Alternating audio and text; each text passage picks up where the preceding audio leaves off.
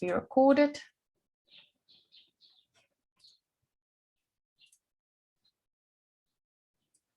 All righty. Okay, so there are a couple of ways of doing this and ending up with the same result. Unfortunately, that's always the way with Blackboard. I'm going to show you both ways, and you for yourself can decide whether or not you which ones you want to choose and do. First thing we have to do is not set up the test itself, but go to our tests and pools and set up our questions there. So under our course management section that you as the instructor have, we expand course tools. And then we go down to tests, surveys, and pools. And now we can create a pool of all of our questions here.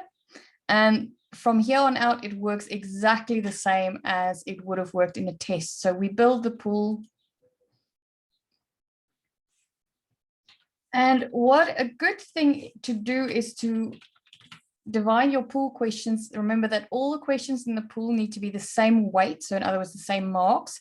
So this might be all the level 1 questions, marks 1.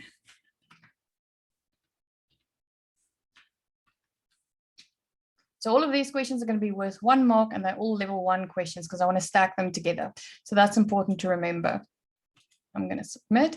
And now we create questions as we would have normally with, anything else. I'm just quickly going to reuse some questions from other tests that I have because I'm not going to waste your time with. Yeah,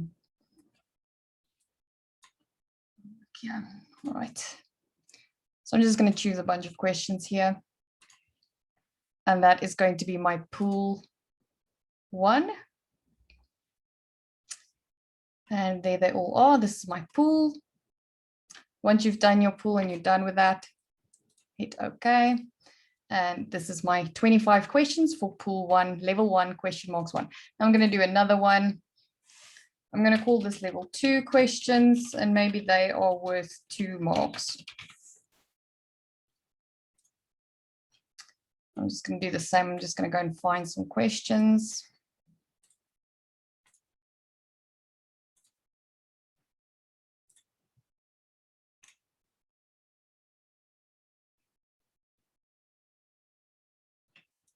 All right. Let's make a last one.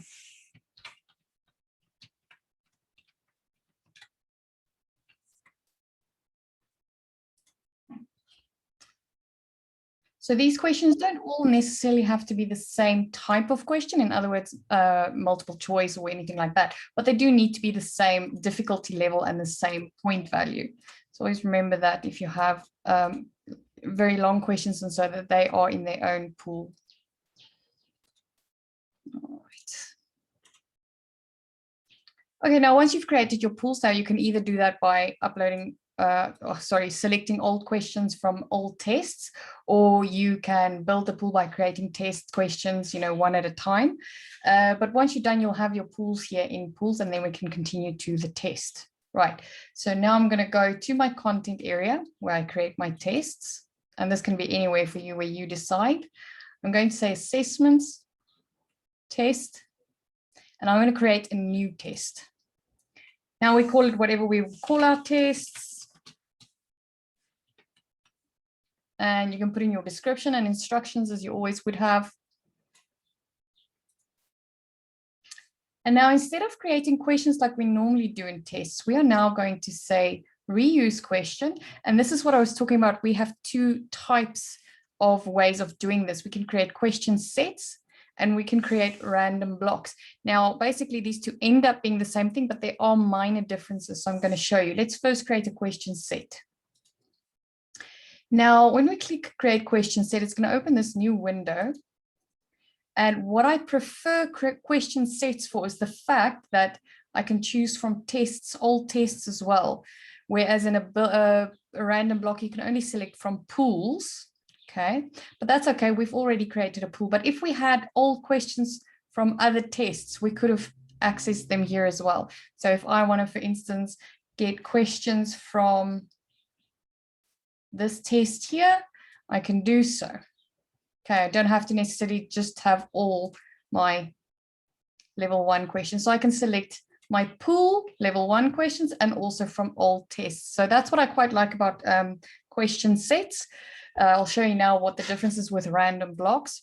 The other thing I prefer question sets for is that you can choose the questions and take some out here, which you can't do in in random blocks. In random blocks, you choose the pool and that's the pool. So if your pool is selected and it's done, it's quicker to do it in random blocks because you don't have to go and select all the questions. However, if you want to take some out, you can't do that in a random block. And I'll show you that now when we do the random block. But okay, we have to select all the questions in a question set that we've chosen. And you can uncheck these that you don't want to have in. But here's the trick, and we often have this, is if you check the all box, so this little box at the top here means that we check or uncheck all of the questions, but now it's only checked page 1. So you can see, especially if you have multiple pages, you're going to end up with 25 questions and not know why. And that is because that check all button is only selected for these. So before you check all, so if you want to check all of, and this really goes for anything in Blackboard, if you want to check all of them, go to the show all button so that it shows you all of the items in that list, and then check all. Now you can see that we've got all 37 of those questions selected. So always look out for these little displaying 1 of 25 of how many items, because that means it's only showing you a single page of a couple of pages. And if you select all, you might think that you've selected all 500 questions, but in fact, you've only selected the first 25. So remember the show all button. All right, so once I've selected all of my questions, I go to submit. And I can see that question 1 is my question set. If I want to have a look at the questions, I can just expand here and I'll see all of the questions. And from here on, I can edit questions or remove questions. So if I, for instance, want to change this question a little bit, I just click on the edit question. Oh, this is an edit. This is look. There we go. There's the edit question. This is just if you want to have a look at it quickly. And then I can remove questions by just checking them and saying remove question. And now we can see that I've gone down to 36 questions. I still have my points per question on the left, on the right here. And that's why I said all your questions in a set need to count for the same mark. So remember that when you set up your pools. And now I've got total questions 36. And how many of these am I going to display to students? Now, I say, for instance, 10. This means that your students will receive 10 of these 36 questions, and they will be randomly selected. So the chance of your students getting exactly the same 10 questions is nil, but the chance, I have a formula somewhere that I can show you how it's worked out, what the odds are that your students are going to get the same questions. I'll do it after I show the question block. But yeah, it really improves the integrity of the test, because now we know that students can't crib from each other because they didn't have all of the same questions. Okay, so that was question set. Now let's have a look at question random block, just to show you the difference. I'm going to create a random block, and sorry, I didn't click properly. It opens that same kind of extra window again, but now as you can see, I can't sample from old tests, only from pools I have already created. So that's what I said is I kind of like that question sets allows you to also go and grab some questions from old tests. But I mean, you can do that in the pool section, so it's not really necessary, but it's just one of the differences between the two that I wanted to point out. All right, so I'm going to say this time I'm going to have level 2 questions. And now you see I don't have to do that where I check all the questions. So in random block, if you're sure that all the questions you want, you don't want to do any editing or anything on the questions, this is a quicker way because you don't have to go and check them all. And I just say submit.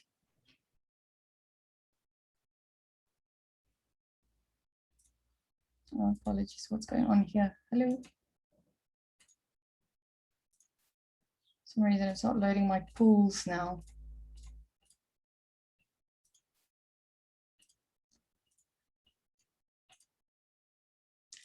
Okay, now I need to figure out why this is happening. Just give me a sec.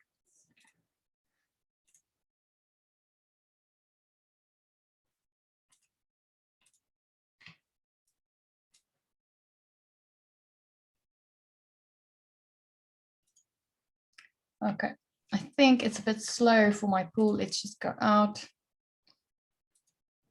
Come back in, see if it works now. Is the correct one?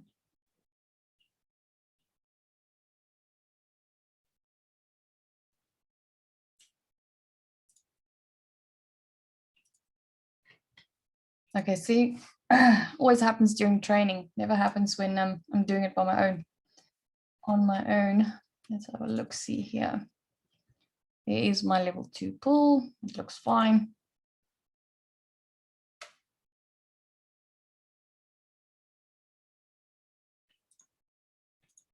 It's got all the questions in.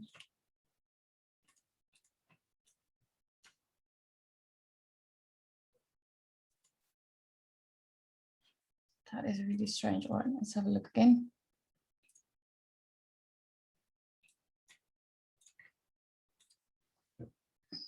Sorry about this. It's not supposed to do that.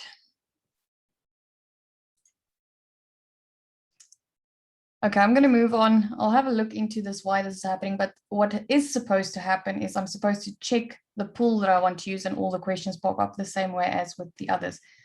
And I've literally just tested it a couple of minutes before we started and it worked. So I don't know why it's doing this to me now. It's probably just wanting to embarrass me on the Friday. Okay, I'll have a look into why that is not working. Let's continue with question sets, and then I'll let you guys know what is up with that. All right. So I'm going to create another question set this time. I'm going to say I've got 25 questions here. That's fine. I'm going to select them all and submit. And these are my level questions, level 2 questions, and I want 5 of them, for instance, to display, but they are all worth 2. Let me just put in 5, submit.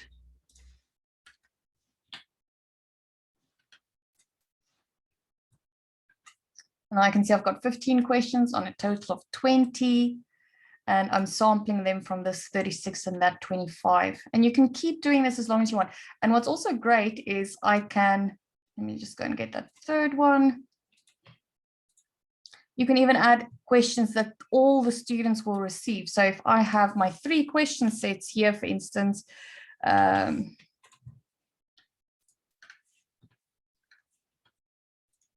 I can add questions that all the students will receive. So they will receive random questions from these sets, but then I can go and add maybe an essay question that they all have to do.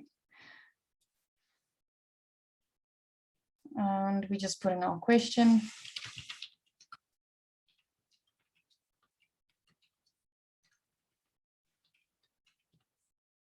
You can build in a rubric for your question, your essay question, and so on.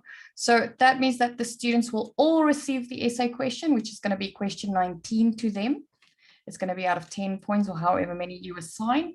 And they're going to get combinations from these 3 question sets. So all students will have 19 questions of 45 points, but they will not any one of them will get the same combination of questions. Right, so that is question sets. Now I quickly want to show you it. We have a little formula that you can use. Just want to go and get it. No, not that one.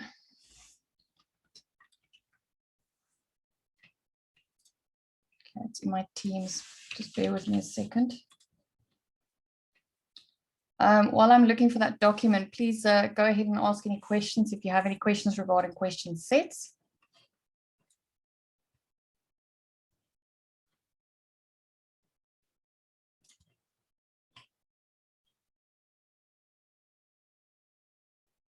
Anyone? I've got something in the chats. Hello, yes, Leon. Yeah, please go ahead and ask your question. Yeah, are you able to load this Blackboard with equations where students are required to answer them mathematically? Yeah, we have 2 types of questions for that. Excuse me, I'm just still getting that document. We have a calculated numeric, and the other one, I'm going to show you how they work quickly. I just wanted to open up that doc if I have the formula there.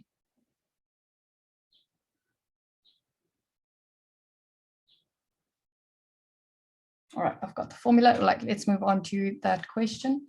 Okay, so we have two types of mathematical question types, calculated formula and calculated numeric. I'm not a mathematician, so I'm not entirely sure, but the calculated numeric is where they answer with a single answer, like, you know, the answer is 3x or whatever the case may be, and calculated formulas where they have to work out the formula. So you put in the answer formula here, and of course the question text here, and the students have to create the same answer formula for them to score the mark. You also have a range that you can put in and all of the other things. Now, numeric is the one where they only have an answer, like I said, 3x. So you've got a question text here, they've got a correct answer, so say the answer is 8, and then they have a range as well that you can put in there. Now, like I said, I'm not a mathematician, so I'm not the best person to ask for this, but what I always recommend my math teachers do is go to Blackboard, calculated question types, and then it'll redirect you to the Blackboard page where they discuss those question types in depth, and you as a mathematician will understand a bit better on how to use them. Leandri, can I jump in there? Yes, please. It's Lisa Marie. Yes, I give the accounting subjects. So what's worked best for me is to use multiple blanks. Actually, saw in a policy somewhere it says you can only have up to 10 blanks in one thing, in one question. But that hasn't been true for me. I've been able to do like 15-mark questions. So it works for me with T accounts and accounting and so forth. And then I put in multiple blanks and the students must type in their answers and whatever. So it's very nice because I can have combination answers where they have to type in words in certain blocks and answers like numeric answers in different blocks. So that's worked wonderfully for me. Okay, thanks, Lisa Marie. So what she's talking about is the multiple blank question type, fill in multiple blanks. And then what we do here is you put in your formula or whatever the case may be. So let's say formula. And then we replace the variables with brackets, square brackets, and then A. We start at A. So that is going to be the field the student has to fill in. Formula.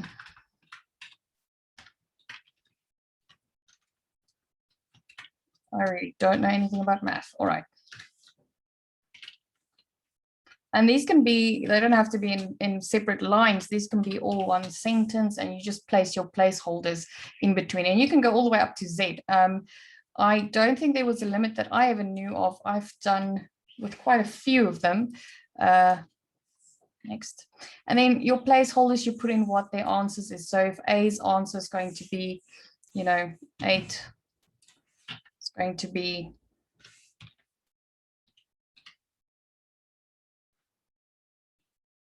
I don't really know.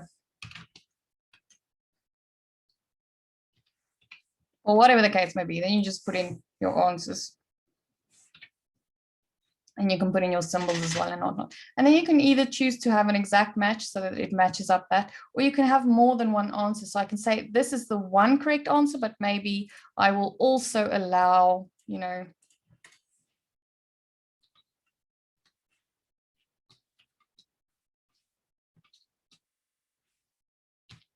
or whatever the case may be. And then you can put them in like that. So yeah, a multiple, fill in the multiple blanks can also work very well. You just have to go and explore and find which one works best for your practice. I'm going to move on to the next question. Okay, Lisa Marie is asking. Okay, so Lisa Marie is asking about how we're not supposed to use the same questions in assessments for 3 years. We actually had a talk about that at management meeting a while ago when we started talking about question sets and integrity of online assessments and things. So the rule will count the same. You can't repeat questions for 3, you know, within, I'm not entirely sure what the rule is, but you can't, I think it's for 3 years, you can't repeat the same questions. So this will work exactly the same way. It means that you will have to set up more questions every 3 years. But I'm not entirely sure if that's not maybe something you should take up with your faculty board meetings, because if you're creating 300 questions every 3 years, you know, you're going to run out of stuff to ask. But it's something you can take up within your faculties. Bulani is asking, is the presentation a build up to the foundational one on how to set short questions? No, these, Pulani, these are just kind of like eTuto talks, or we getting together Friday mornings. We can shift it to afternoons as well whenever we have time. And I show you short little things. It's not actually training. It's really just quick demonstrations of things that we don't normally cover in trainings, because normally in trainings, we just cover all the basics and the absolute must need to know things. So these aren't build up to anything. We just, every week we select random topics, or sometimes you send us some topics and we cover them in the week. So it's going to be anything to do with educational technology and interesting things that we've learned maybe during the week. We also allow for time for you guys to discuss things and to have a conversation around your e-learning practice. So it's definitely not a build up. It's just a kind of like, talking get together. So if you are interested, Pulani, in building short questions, so in other words, creating tests, my recommendation is that you go to our YouTube channel. So it's called CUT e-learning and educational technology YouTube channel, and you'll see that we have a playlist for tests. So there we go, instructors tests.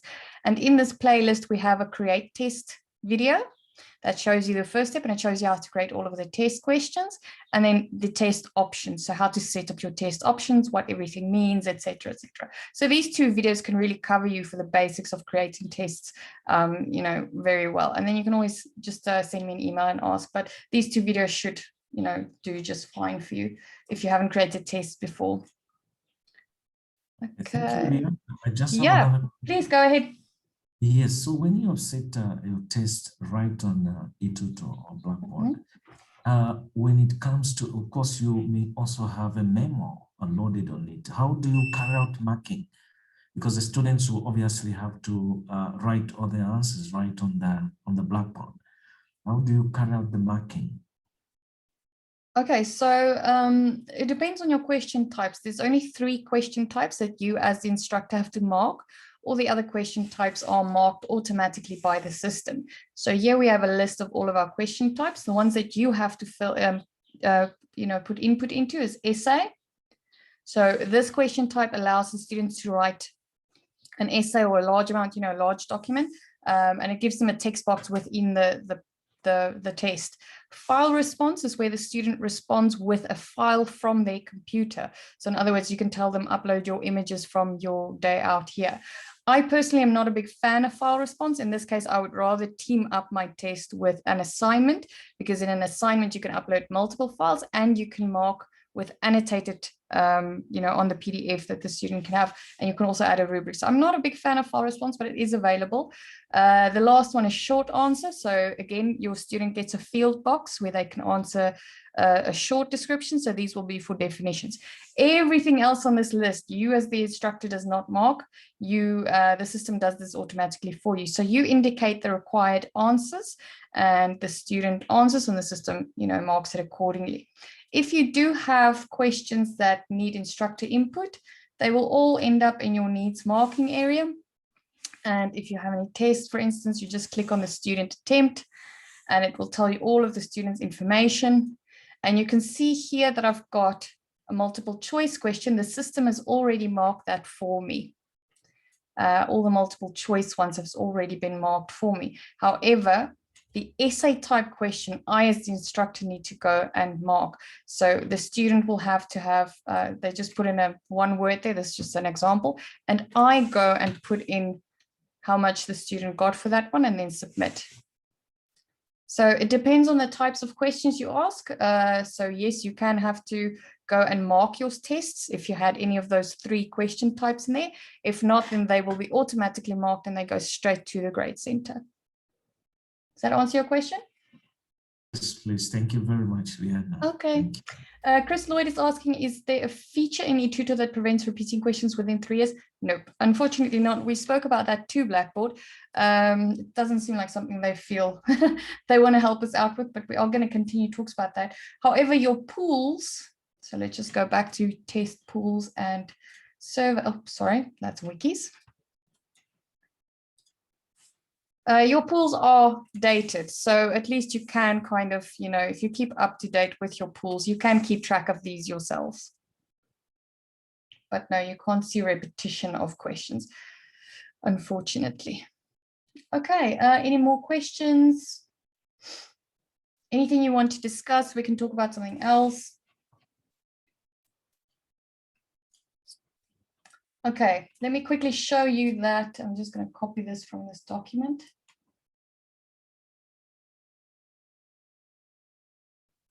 Okay, so there we go. I'm just going to drag the whole document over. This is the, sorry, this is a work in progress document that I'm working on. It's an online assessment guideline, so it's not really finished yet. This is the formula that I was talking about that you can use to realize how many questions you need, you know, and it's you know, it's a rule of thumb kind of thing, but this is if you want to do it properly. So X is the number of students, and Y is the number of similar questions. So if you decide that you only want one similar question for each student and you have 100 students, you'll have to make 900 questions, which is a bit absurd. But I mean, one question that is similar between students is very little. You can at least go up to 10 or so. So if you want to, I'll send this out in the email when I send the recording to you. If you want to try that, you know, try and work out. It just gives you an idea of how many similar questions each student is going to have. But really, you don't have to go and make 900 total questions. I know, especially those of you who have very large groups, this won't be possible. But it does give you just a sort of idea of, you know, what the numbers are going to look like for students. Right, thank you. Vainan posted the YouTube channel, so please make use of the YouTube channels. We try and put in all the videos here that we have. I put them all in playlists, but you can go and have a look at all the videos separately. But it's easier to just access them from playlists. Also, remember your students have their own playlists, so if they ever struggle to do anything, most of their videos are also on YouTube, and it shows everything that they need to know, especially if they've never worked or they struggle with eThuto. The student's introduction to eThuto video is very helpful. It's 9 minutes, so it really covers everything from handing in assignments, writing tests, the whole works. Okay, do we have any more questions?